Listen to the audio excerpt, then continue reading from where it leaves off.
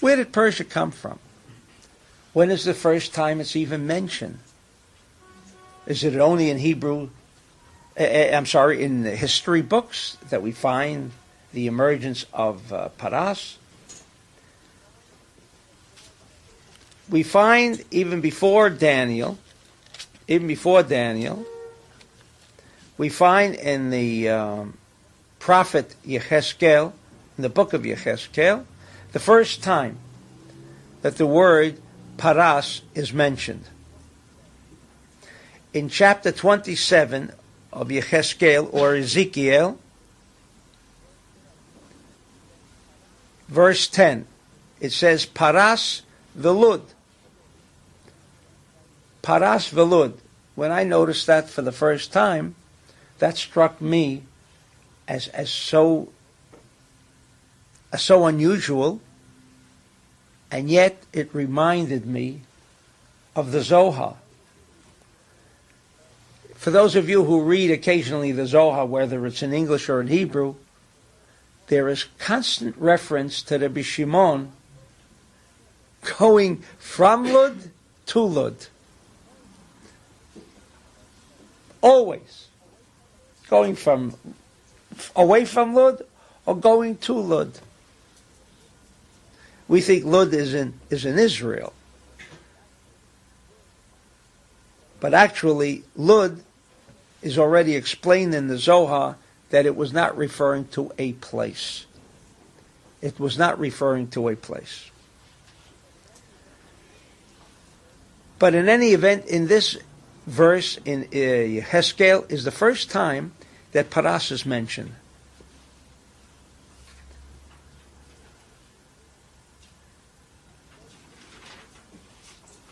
Going into a little of the history,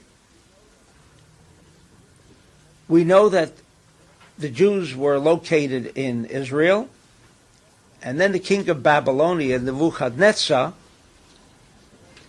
who destroyed the first temple and drove all the Jews eastward, because Babylonia is east of Israel, as opposed to the destruction of the second temple, where suddenly all the Jews were driven westward.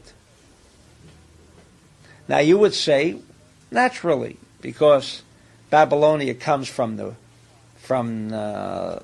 eastern part of Israel, Iraq, and all of that vicinity. More importantly, we might even say the Tigris and the Euphrates rivers is where this whole concentration of Babylonia was located. And so they took their slaves back with them to their country. And one might say the Roman Empire, which was located in the west of Israel, when they destroyed the second temple, so they took their captives with them to the west. And so history emerged. You had Jews in the west and Jews in the east. That's the way historically it happened. But even that should have provided us with a great deal of significance.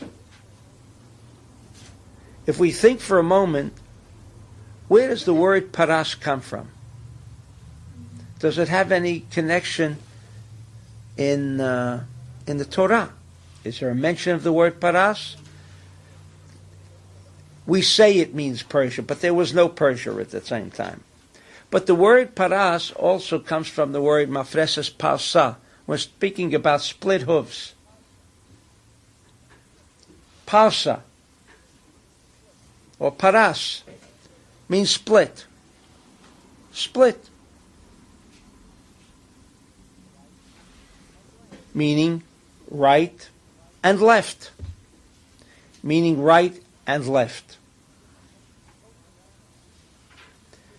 A kosher animal, to be considered kosher, must have split hooves, but it also must have another ingredient. It must have central column. The chewing of the cud. When an animal, kosher animal, which is considered kosher, and why is it considered a kosher animal? Because first of all, it must display the right and left, and also it must display that once it eats, it must return the food. In other words, a kind of restriction. This animal has a consciousness of restriction. It eats the food, gives back the food, and therefore it now contains 3 columns, right and left, indicated by the split hoof, and also the chewing of the cud, the returning the food. Paras had only the double, splitting of the hooves. The reason the Jews went eastward was, like the Torah, like the Talmud says, the Zohar says, they did not exercise central column.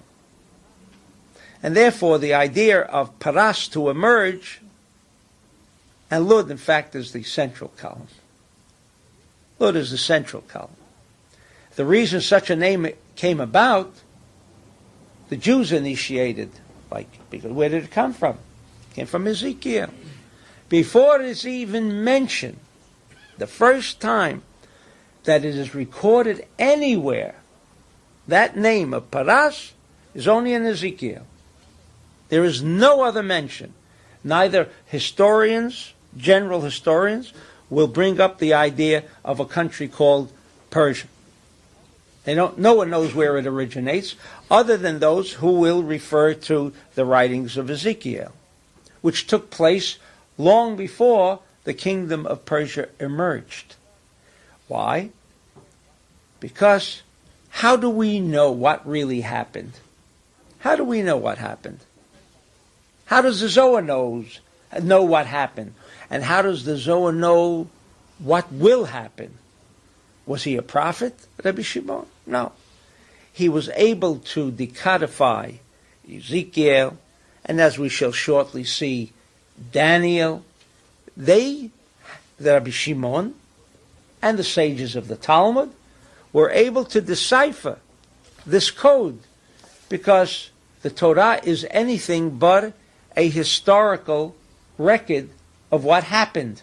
And certainly a historical record cannot tell you what will happen, and yet the Zohar knows what will happen in the future, and he records it for us because he gleans out his information from the Torah, which for him is not an historical record of events, but rather it is coded information that can assist us in understanding what happened, why it happened, and what will happen, and how you can prevent things from happening. So the first time that Paras is mentioned is in Ezekiel.